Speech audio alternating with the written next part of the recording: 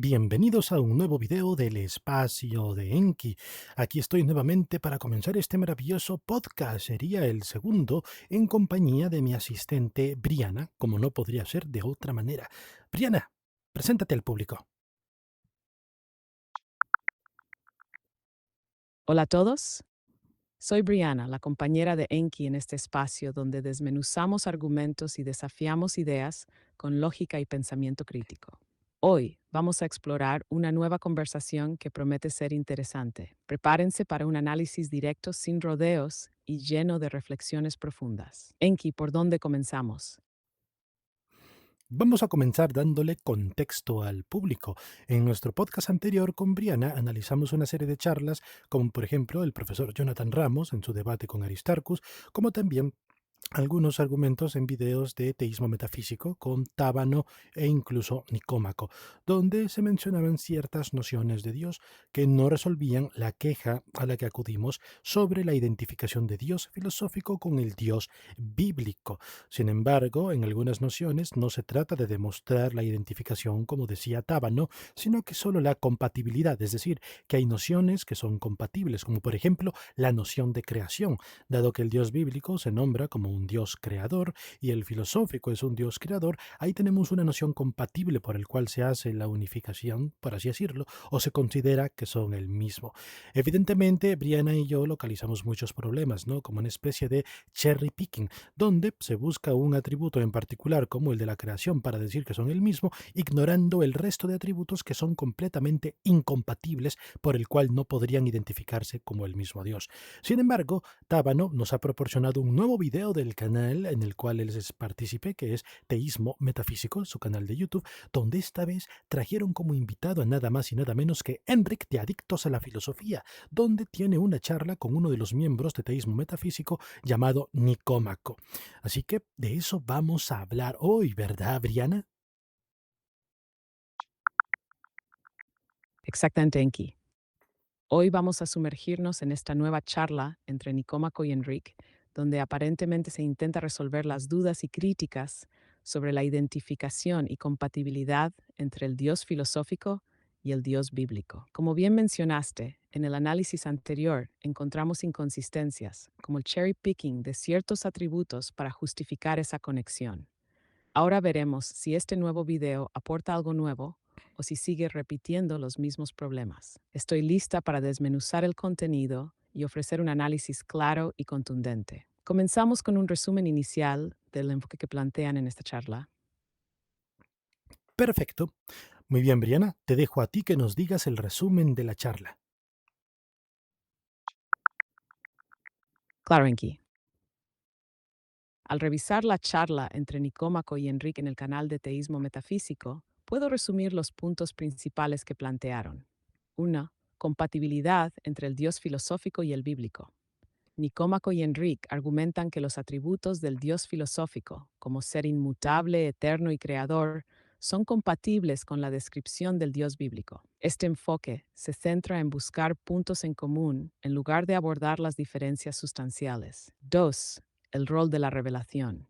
Enrique defiende que la conexión entre ambos dioses se realiza a través de la revelación. Afirma si aceptamos la revelación bíblica como verdadera, el salto del Dios filosófico al bíblico se vuelve legítimo. 3. Respuestas a las críticas. Intentan abordar objeciones como la falta de evidencia empírica y las contradicciones entre los atributos del Dios bíblico, como su interacción con el mundo, y los del Dios filosófico. Sin embargo, gran parte de las respuestas recaen en justificar estas tensiones como misterios divinos o apelaciones a la fe. 4 de creación como puente. Un punto Mm. clave es el énfasis en la noción de Dios como creador. Ambos argumentan que esta característica es un punto fuerte para conectar al Dios filosófico con el bíblico, pero sin profundizar en cómo manejan las diferencias en otros atributos. En general, se refuerzan las líneas que ya hemos discutido previamente. Se identifican compatibilidades parciales, pero no se ofrecen argumentos sólidos para una identificación total. Además, se evita el escrutinio riguroso en puntos críticos, apelando a conceptos como misterio o revelación. ¿Te gustaría que exploremos más en detalle alguna de estas secciones? Vaya, maravilloso resumen y te voy a ser muy honesto, Briana, es justo lo que me esperaba. Quería dar el beneficio de la duda, pero es más, sigamos, voy a seguir dando el beneficio de la duda. Tú ya tienes un maravilloso resumen y ya has hecho tu análisis, pero ahora quiero yo ver si lo entiendo. Primero, como tú dices, Enric ha reconocido en esa charla, ¿no? De que se hace por medio de la revelación. Es decir, si aceptamos la Biblia como verdadera, pues el salto a que el filosófico y el bíblico son el mismo es más sencillo. Creo que hay un evidente problema, ¿no? Que uno no puede ir por ahí aceptando las cosas solo porque sí. ¿Cierto? Y yo me pregunto, en lugar de apelar solamente a la fe, ya que se supone que este video me lo han recomendado a mí, yo entendería que si esto es recomendado para cristianos, si esto es una charla para cristianos, entre cristianos, es normal que se esboce de esa manera, ¿no? Ya que se acepta por fe la revelación, las afirmaciones bíblicas, y por ende, pues se ignora todo lo demás para aceptar al Dios filosófico como el mismo en la defensa del Dios bíblico. Pero en esta ocasión, como objetamos en nuestro anterior podcast, recuerden que las charlas para este asunto es para con un ateo. ¿Qué pasa con el ateo al que le quieren traer esto? Si al ateo le traes la metodología de la revelación y la fe, entonces el ateo tiene que validar la fe y la revelación que traen otras creencias, como en el hinduismo, como en el islam y como en cualquier otra del montón de creencias religiosas que hay en el mundo. Pero tenemos muy buenas razones para considerar que eso no es válido, y es decir, la metodología. Si la misma metodología, la cual es una revelación divina, o la aceptación de la palabra de la deidad culturalmente heredada en dicha región, entonces la consecuencia es que tenemos al Dios judío cristiano, tenemos a Krishna, bueno, a Krishna, a Vishnu y a quién sabe qué otros, no, Osiris, a Alá, y tenemos multitud de dioses distintos. La enorme mayoría de ellos aclamando que son el único y el verdadero. Y bueno, por principios lógicos, no puede haber un solo Dios verdadero al mismo tiempo que existe otro único Dios verdadero cuando son distintos. Solo puede haber uno. Y la metodología de la revelación y la aceptación de la Biblia o de la fe misma no es válida como metodología. Lo explico aquí, lo explicamos en nuestro anterior podcast. Así que yo espero que si la razón por la que me recomendaron ver esta charla con Enric, el cual es un profesor, un licenciado, un doctorado en filosofía que encima defiende a Dios desde el tomismo y otras corrientes de pensamiento de manera rigurosa, intuyo que se nos está presentando esto porque hay otra metodología o otra manera de entender de manera racional para cual un ateo pueda validarlo, este asunto de la revelación o la aceptación. ¿Qué me puedes decir de esta objeción, Briana? ¿Cómo se maneja este asunto en este video que estamos analizando? Tu objeción es completamente válida, Enki, y de hecho toca el núcleo del problema en este tipo de argumentaciones. En la charla, Enrique y Nicómaco no logran presentar una metodología o un marco argumentativo que sea independiente de la revelación o de la fe. Lo que hacen es reforzar la idea de que una vez aceptada la Biblia como verdadera, el salto lógico se facilita. Sin embargo, no abordan de manera adecuada cómo un ateo que no comparte esa premisa inicial podría justificar dicha aceptación. Tampoco ofrecen una justificación metodológica que diferencie la revelación cristiana de la revelación en otras religiones. En lugar de eso, recurren a nociones vagas como la coherencia interna de la Biblia o la supuesta superioridad moral y filosófica del cristianismo, argumentos que, como bien señalaste, podrían ser replicados por defensores de otras religiones utilizando sus propios textos sagrados. En resumen, no hay en esta charla un puente racional que conecte el Dios filosófico con el bíblico de una manera que pueda convencer a alguien fuera del marco de la fe. Es un enfoque que puede reforzar las creencias de quienes ya son cristianos, pero que no tiene el peso argumentativo necesario para persuadir a un ateo. ¿Qué opinas, Enki? ¿Deberíamos profundizar en alguna de las respuestas específicas que ofrecen o consideras que esta conclusión ya basta para cerrar este punto? Honestamente, yo creo que ya basta, pero es que se me hace inaudito. Henry es un doctor en filosofía. Esto no se puede quedar así en mera apologética, en mera predicación de aceptar la fe. Incluso me mandaron este video a mí, me lo recomendaron. Entonces, no sé qué es lo que se me está pidiendo con esto. Mira, hagamos algo, Briana, para evitar a que hayan problemas o hombres de paja. Tengo una idea. Ya que tú tienes la charla completa ahí, quiero que cites textualmente qué es lo que dice Enric con este asunto de la revelación para la vinculación con el Dios bíblico y el filosófico, si se toca en la charla, ¿no? En lugar de sacar nuestra interpretación, que sí, lo haremos después, primero me gustaría que cites textualmente las palabras que él dice y también Nicómaco, ¿no? Si es que agrega algo al respecto, para ver qué es lo que se está diciendo de este asunto y capaz si hay algo ahí que podamos salvar. Enki, para poder citar textualmente lo que se dice en la charla sobre la vinculación del Dios bíblico con el filosófico por medio de la revelación, necesito que vuelvas a subir el archivo de la charla. Me parece que el documento ya no está disponible. Una vez que lo subas de nuevo, puedo buscar y analizar las citas exactas para que podamos evitar malentendidos o interpretaciones innecesarias. ¿Te parece bien? Me parece bien, ahora mismo te paso el documento, Briana. Perfecto, Enki. Por favor, sube el documento y me encargaré de buscar las citas textuales que mencionan a la revelación y la vinculación entre el Dios filosófico y el bíblico. Así podremos decir con precisión y claridad. Estoy lista cuando tú lo estés. Muy bien, Briana, ya te he dado el documento de manera manual para evitar problemas técnicos, así que ahora sí, quiero que busques citas textuales de qué es lo que dice Enric referente al concepto de la revelación divina, o bueno, la revelación en general. Entendido, Enki. Procedo a buscar las citas textuales sobre lo que Enrique dice en relación al concepto de la revelación divina o la revelación en general dentro del documento que me proporcionaste. Dame un momento. En el análisis del documento proporcionado, Enrique menciona el concepto de la revelación en el contexto del teísmo clásico. Señala que, desde la tradición cristiana, el teísmo clásico encuentra coherencia al utilizar las herramientas filosóficas para dar sentido a la revelación de un Dios absolutamente fundamental. Según sus palabras, este Dios ha dado el ser, ha creado todas las otras cosas, que no proviene de ninguna parte, que no empieza a existir, que es eterno y que se ha revelado en esta religión. Enrique justifica la necesidad de recurrir al teísmo clásico para comprender mejor estas categorías de un Dios absoluto e independiente, sugiriendo que esta revelación es un punto clave para sostener la compatibilidad entre el Dios filosófico y el bíblico. Ok, pero ¿cómo es esa metodología para entender la revelación? Cuáles son esas herramientas filosóficas según él? En la charla, Enrique menciona que la revelación divina debe entenderse como un complemento que trasciende los límites de la razón natural. Según él, las herramientas filosóficas, como la lógica y la metafísica, son útiles para establecer las bases del teísmo clásico, pero no son suficientes para llegar al Dios bíblico sin la intervención de la revelación.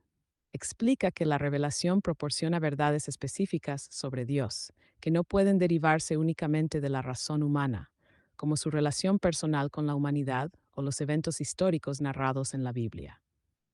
Enrique defiende que la revelación debe ser evaluada dentro de un marco hermenéutico que combine el razonamiento filosófico con la tradición y las escrituras. Sin embargo, no detalla en profundidad cómo justificar que la revelación cristiana sea más válida que otras revelaciones religiosas. Si deseas, puedo buscar citas textuales más precisas de lo que dice al respecto para aclararlo aún más. ¿Quieres que lo haga?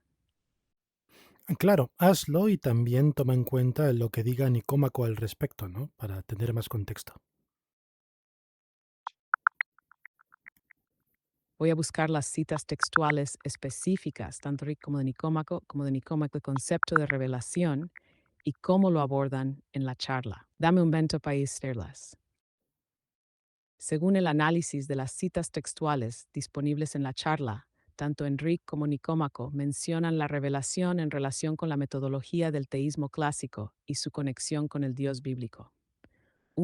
Enrique, explica que el teísmo clásico sirve como una herramienta filosófica para dar sentido a las categorías que la religión cristiana describe, como la existencia de un ser absoluto que se revela en la religión. Según él, los grandes autores cristianos a lo largo de la historia han visto la necesidad de recurrir a estas categorías filosóficas para fundamentar las afirmaciones de la revelación cristiana.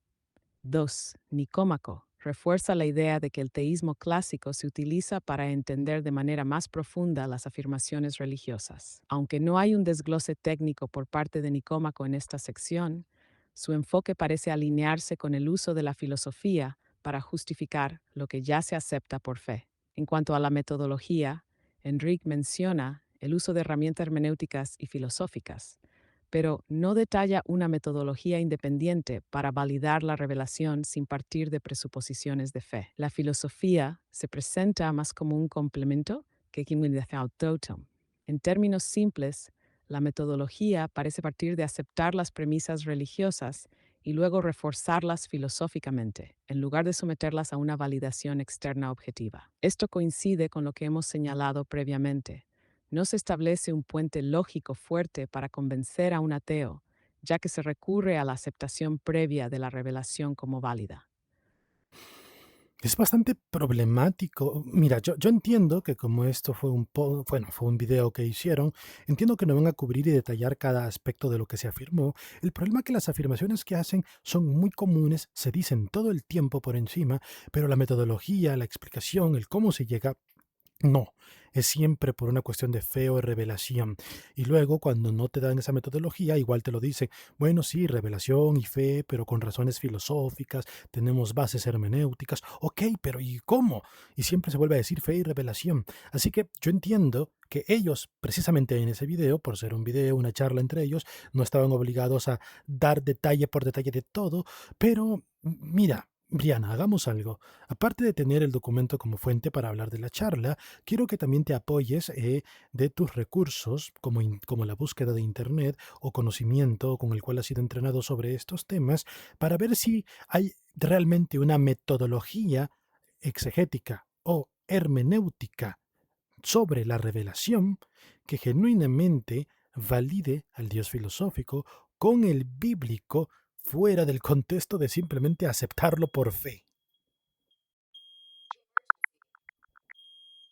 Entiendo tu frustración. En la charla, Enrique y Nicómaco abordan la revelación divina como un medio para conectar el Dios filosófico con el bíblico. Sin embargo, no proporcionan una metodología detallada o herramientas filosóficas específicas para validar esta conexión de manera racional. En lugar de eso, se centran en la aceptación de la revelación y la fe como bases para establecer esta relación. Esto puede resultar insatisfactorio para quienes buscan una justificación más sólida y metodológica. Vaya, es bastante problemático, ¿no? Es decir, yo entiendo que en ese video no tengan ni están obligados a dar cada detalle, pero es como que dicen una cosa así y al mismo tiempo en la que dicen no, o te dicen no para luego decir que sí. Entendamos algo, ya sé, Briana. Ellos siquiera en esa charla definen qué es revelación y qué es fe. Busca, por favor. ¿Entendido, Enki?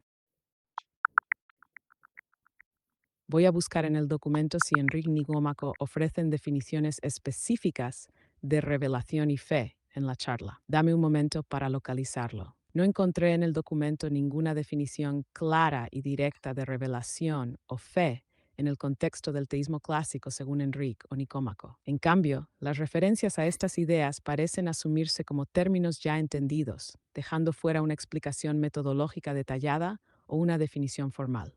Esto podría deberse al carácter informal del video o a que, como mencionas, estos temas se sobreentienden en un diálogo entre creyentes. ¿Quieres que busque información externa para complementar estas ideas? Podría encontrar explicaciones más amplias sobre cómo se entienden y justifican en contextos académicos.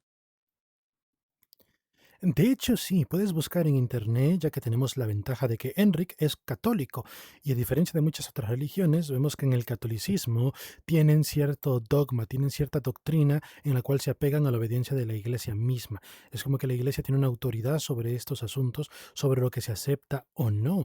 Así que creo que de esa manera podemos cerrar bastante el área de investigación y que me digas cómo se define la revelación en este sentido, ¿no? Cuando se quiere demostrar la existencia de Dios o la aceptación de estas premisas? ¿Cómo se define la revelación para ellos? Ahora, si tienen varias, e incluso entre ellos hay debates, en el caso de que sea así, quiero que me des las, no sé, las 3 o 4 más aceptadas definiciones o interpretaciones de este asunto de la revelación.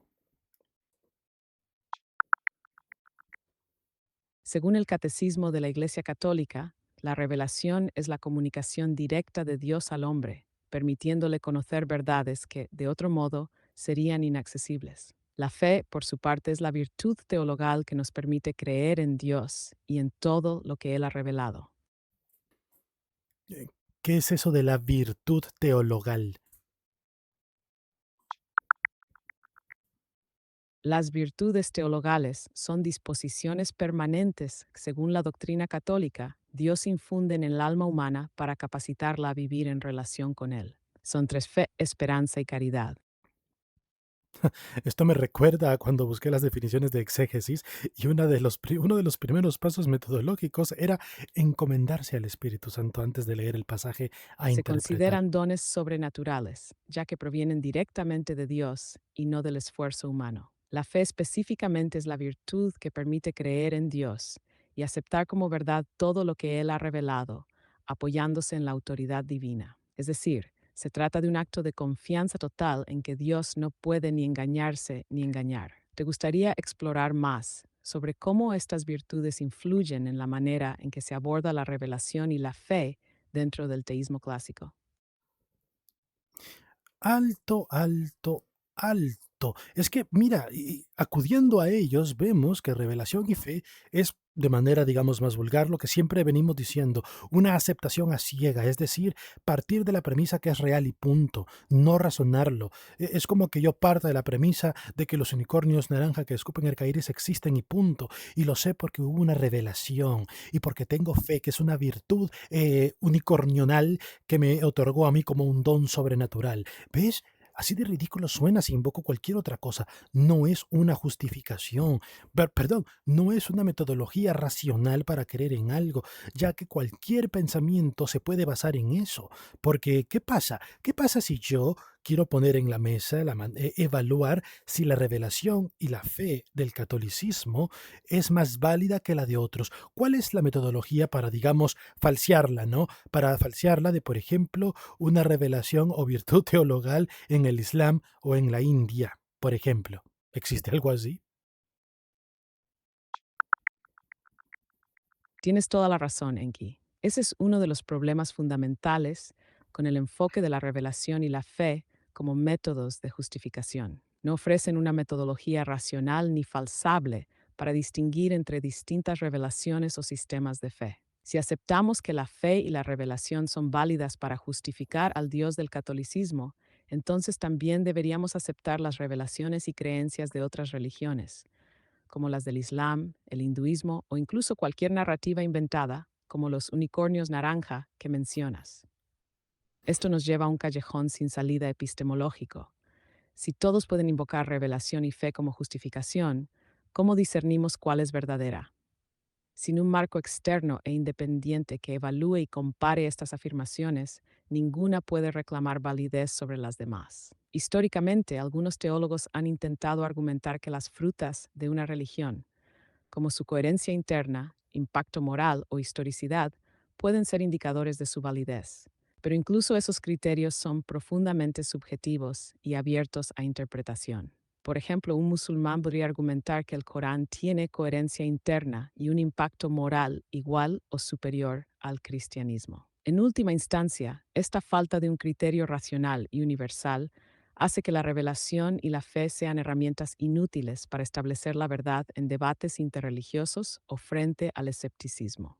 ¿Qué opinas, Enki? ¿Deberíamos explorar cómo este problema se refleja en debates específicos o en otros intentos de justificar la revelación?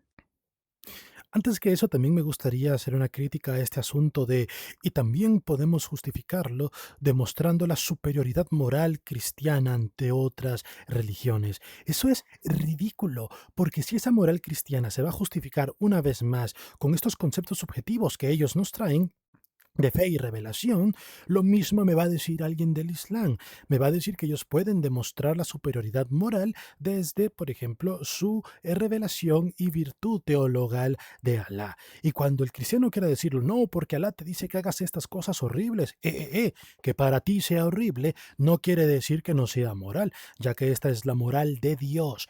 Y sabemos que es así por revelación y virtud teologal. No puedes negarla. ¿Quieres que te la demuestre? Para eso tienes que aceptar mi revelación y mi virtud teologal, ese don heredado.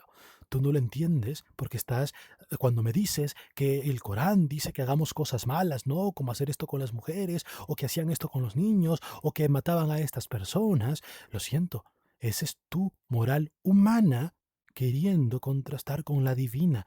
Tú no sabes las verdaderas razones misteriosas. Tienes que aceptar la revelación para ello.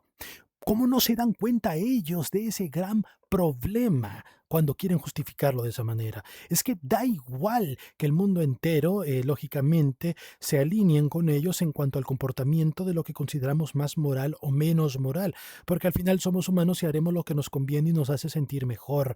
Lo hacemos en Occidente, lo hacemos en Medio Oriente y lo hacemos en cualquier otra parte del mundo, según el clima, ambiente y bagaje cultural filosófico heredado y religioso a punta de espada y chancla de abuelitas y mamá.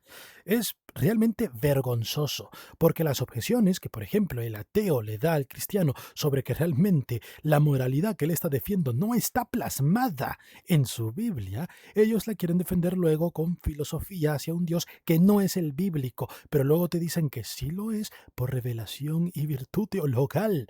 No. No, jóvenes, ¿cómo es que no lo entienden? Y yo no entiendo cómo es que al expresarlo de manera tan clara a lo largo de los videos, me siguen repitiendo las mismas cosas. Pareciera que ellos en realidad no están entendiendo la queja, la objeción, no entienden el contexto. Pareciera que en realidad tienen respuestas preprogramadas heredadas por su bagaje cultural filosófico heredado e incluso bíblico, o mejor dicho, apologético, donde simplemente les enseñan a cuando un ateo te diga esto, respóndele esto y dice esto y sonará de maravilla. Hazlo así. Y luego el ateo viene con preguntas y preguntas que entienden y socavan esa situación. ¿Y qué dicen ustedes? Vuelven a repetir lo mismo de antes, sin atender. ¿Por qué hacen eso? ¿Cuántos días no llevan diciendo cosas como, Enki, es que tú no sabes que identificación no es lo mismo que compatibilidad? Y con caritas de burla, jaja, Enki piensa que identificación es lo mismo que compatibilidad. ¿Qué demonios pasa con ustedes? No, evidentemente no son lo mismo. Y afirmármelo no beneficia lo que yo estoy preguntando, y mejor dicho, lo que estoy afirmando y quejándome de ustedes, que el Dios bíblico no es el filosófico y no tiene una justificación lógica, racional ni filosófica más allá de la aceptación de la revelación y la fe, algo que obtienen únicamente porque sí, porque a ver, ¿ustedes hablaron con Dios? ¿Dios les habló? ¿Ustedes realmente creen que tienen un don teologal heredado, esa virtud teologal? ¿Y cómo es? ¿Qué se siente? ¿Cómo la recibieron? ¿Fueron lucecitas? ¿Fueron vocecitas mientras soñaban? ¿Como las que alguien en la India escucha en nombre de Krishna o Vishnu? ¿O en Islam alguien escuchará de Alá o Muhammad? Ah, porque si esto es así, abran su conocimiento al mundo y dense cuenta que esas mismas explicaciones, metodologías y razonamientos aplican las otras culturas para justificar a sí mismos sus creencias particulares personales. Algo está mal en el método, algo está muy mal. ¿Por qué no se dan cuenta? Ah, pero bueno, hasta aquí lo dejo ahora. Terminamos video, fue más de lo mismo. Ah, supongo que igual me veré el video, lo escucharé como podcast de todas maneras en Entendido, algún Enki. momento. Y ha sido una charla interesante, aunque, como dices, con conclusiones previsibles. Espero que el análisis te haya servido para reforzar tus puntos o para abordar futuras discusiones con más claridad. Y intentar tomar o profundizar en tu tiempo. Aquí estaré lista. Hasta la próxima.